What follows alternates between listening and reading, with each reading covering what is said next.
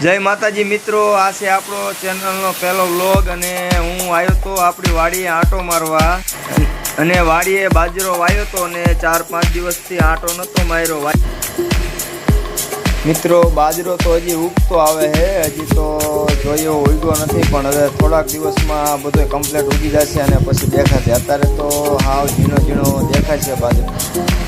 જોવો તમને આ બાજરો ને હું અહીંયાથી દેખાડું. બસ આવી રીતે આવડો નાનો બાજરો મિત્રો. આ બાજરો પૂરો થયા પછી જો સામે જો લીલા લીલા દેખાય એ ઘઉં છે. આપણા ઘઉં પણ વાયા છે આપણે. પછી આપણે ઘઉંમાં આવી ગયા, પણ મિત્રો આ પહેલી આરડીમાં ઘઉં બહુ પારવા છે અને આગળ તો બધા કમ્પ્લીટ છે, પણ કાંઈ વાંધો નહીં, તો મોટા થશે એટલે થઈ જશે બધું કમ્પ્લીટ.